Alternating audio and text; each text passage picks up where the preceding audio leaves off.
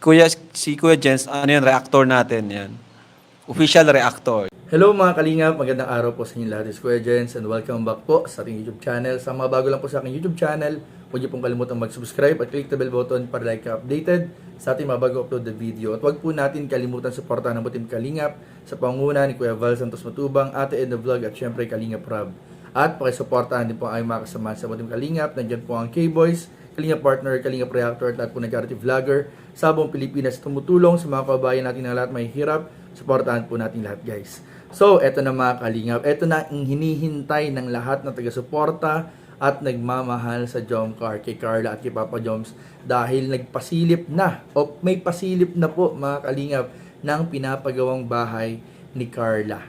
Sa tabi ng bahay na pinapagawa din ng kanyang agom na si Kalingap Jomar mga kalingap. So, grabe po mga kalingap, nakakatuwa. Nung nakita ko to kanina, excited na akong gawa ng reaction video mga kalingap pag-usapan ito dahil matagal na po natin itong hinihintay ang makita at masilip ang pinapasimulang pabahay po ni Carla para sa kanilang pamilya. So mga kalingap, bukod sa bahay nila sa Tarum na binigay ng Team Kalingap at ng mga sponsors, ay eto na nga po, nagbunga na po mga kalingap, pagsusumika po ni Carla na makapagawa na rin po ng bahay sa Daet mga kalingap. So yun po ang ating pag-uusapan mga kalingap. Pero bago yun, panoorin po muna natin mga kalingap yung update, huling update po ni Papa Joms sa kanyang pinapagawang bahay na malapit-lapit na rin pong matapos mga kalingap. So ano po hindi mga kalingap, tara panoorin natin, bigyan natin ang reaction video in 5, 4, 3, 2. Galing to get, di nakita. Uy, may bagong bike! Uy, may bike! Kasama to sa binayaran ko. Hindi sa ID ba? Kasama yung bike. Pagkakamaganda dito, meron ka ng wall clock. Yung ito na yung island natin. Ayaw nga yung island natin. Ano yan? Ganyan kalaki. Ganito na po kalaki. Ang inano ko lang talaga. Ito yung dining area. Pwede po tulutuan lang dito. Walang Ito, hugas. Doon din po yung hugasan. Akala ko. Pero mayroon din po dyan lutuan. Hindi mo rin tayo. Sumalo po sa dito. Ano po dapat dito? Ano lang yung Sink lang? Parang hugasan lang din. pwede mo matanda pa ng punta. Kasi baka masaya na kung ano. Hindi? Masakit na? Pagpasok ng... Oo. So, agad. Ito po, ano pa natin? Kung Baka pwede pwede. mo na lang magtatabi, pwede mo. Ano po? Pwede man bukas ako. Kaya maliit yung wala tayong mga papatungan ng mga Pwede po yung Dito dito. kasi meron tayo. Medyo ano pa po? Pwede po yung ano pa dito? Parang ganito. Ay, maliit mo na masyado. Masikip na po. Nahihaba ka magluto. Ito guys, yung pinaplano ko pong parang island siya. Dito magkakaroon ng... Gusto ko sana magkaroon ng lutuan dito. Tapos, sink. Para ever kung siyempre, kung meron tayong... Ano tawag doon? Cooking show? Cooking show. Makikita. Kasi kung dito kasi, kung dito yung lutuan, doon nakaharap, walang camera. Wala lang. Kaya parang ito yung gusto kong magkaroon ng... Kasi parang, bro, hindi naman. Mali. Ayun naman. Kaya naman. Kasi pagpasok mo dyan, uy, nagluluto ka pala, Jones. Mabating nga. Nakikita ka na agad. Baka mas baka nga hindi ko na tuloy ipan. Sabi na lang po kita, update kita. Pinalagyan ko na para makita mo. Makita po. Hindi pa kasi meron tayo naman dito eh. Yun nga po eh. Counter. Parang counter. Yun na lang siguro counter. Alisin ko na siguro to. Sige. Kasi hindi naman po kasi kalakihan yung na. Counter na iba na dyan ano. Opo, Dito pagtali. kasi yung portion nito. Yung ref. Oo, yung tawag. Siyempre nagkita dito. Alin do? Yung ref? Dito na tawag. Pwede. Kung ano pa, pwede man nilagay dito. Kung madali. Hindi po dyan na lang po lahat. Alam ko lang po to. Parang wala lang to. Parang medyo spacious kahit pa paano po. Yung pasok bro, ano agad kusina. Kusina agad. Oo. Diba ang dyan kasi dito eh. Grabe na pang ano siya, pang ibang bansa na style. Oo. Ano kay David? Parang Hindi po. Hindi ko alam kung ano bansa. Hindi ko pala puntahan ito. Alawihaw country. Vietnam, ano yun? Ito, ay, ano yung pala ito? Ito guys, yung kwarto din po. Yun. Dati ito po yung plan maging maging kwarto, pero doon na ako sa taas.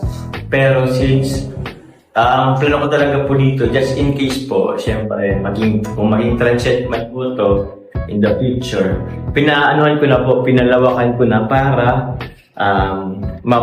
kumbaga, mas marami po ang ma-accommodate po. Yun. So, yun. Ito po yung ang tawag dito. Ito na yung magiging sala. Hindi dito pala dapat ang kwarto. Ay, ang pinto. Ang pinto mo. Ito. Pinto. Sliding door. Ang pinto. Sliding door din po. Sliding? Sliding po. Sliding. Sliding, di may sliding, no? Sa labas. Sa loob na yan. Ito guys, Sa labas. tapos yung Sliding, hindi kaya. let's go. Pag ganun, pwede. Yung muli kong akit dito bro, wala pang hagdanan. Plywood pa lang na may ganun. Na may kahoy kaya gagawin. Ngayon meron na. Tapos wala pang division yan. Wala pang division. Yung buong kwarto parang flat pa lang yan.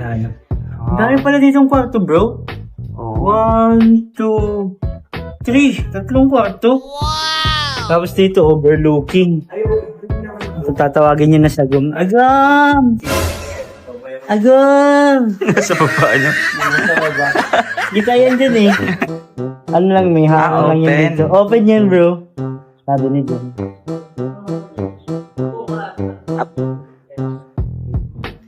Agam! Nangangamoy siniluluto mo.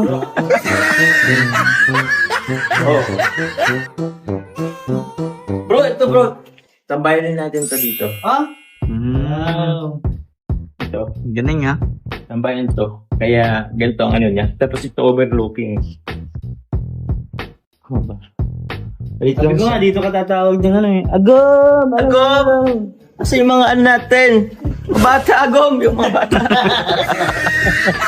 Kakain. So ayun nga mga Kalingap, at nakita nga po natin yung pinapagawang bahay din ni Kalingap Jomart, at talagang napakalaki mga Kalingap, at talagang nakaka-inspire po sa amin mga kaibigan, mga K-boys, talagang nakaka-inspire po na sana darating din yung time na makapagpagawa rin yung mga kasamahan natin sa K-boys. Kami mga Kalingap, pangarap talaga ng bawat isa yan na makapagpagawa ng bahay. Pero syempre kami mga Kalingap, masaya kami na si Papa Jobs nakapagsimula na ng bahay sa Dait. Parang hindi na siya nangungupahan, at kahit na pumunta po ng Dait yung kanyang mag-anak, yung pamilya, ay may tutuluyan po silang mga Kalingap. And syempre kay Carla din po mga Kalingap, na ayun nga, nakita natin nag-post kanina si Carla.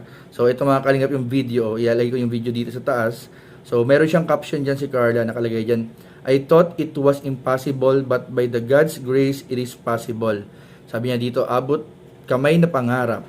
Thank you Kuya Kalingap Rab, ikaw ang isa sa mga tinitingala kong inspirasyon sa lahat ng achievements ko dito sa Kalingap, lalong higit sa mga taong nagtitiwala at walang sawang sinusuportahan po ako. So ayan mga kayo, napakaganda po nung caption ni Carla, and abangan po natin yung mga update po dyan. Sana mag-vlog si Carla ng update dyan para namomonitor natin yung progress dun sa pabahay po nila Carla. And again, congratulations kay Carla, kay Papa Joms, another couple goals ng mag-agong po mga Kalingap. So patuloy lang po natin pagsuporta sa Jomcar, at syempre po sa lahat po ng ginagawang pagtulong ng Team Kalingap nila Kuya Bal at Kalingap Rab sa ating mga kababayan. So yun lamang po, at maraming po salamat sa panonood. Please don't forget to like, comment, share, and subscribe sa ating mga video. Maraming po salamat. God bless. Bye-bye. Kuya Jens palaman, sarap to. Pag umaga o merienda time, hanap mo'y swak yung tunay na fine. Sa tinapay o kahit pandesal, Kuya Jens palaman, solid ang sarap. Yema spread, tamis na perfect. Mango yema, fresh na fresh. Ube spread, kulay palang panalo na. Kuya Jens palaman, saya talaga. Spread mo lang, sarap agad. Kahit simple nagiging espesyal. Yema, mango, ube, kumpleto na. Kuya Jens palaman, di ka magsasawa. Sa baon o bonding sa bahay, lahat napapangiti sa'yo tuloy-tuloy. Isang pahig solve na cravings mo, mapapa isa pa. Kahit busog ka na,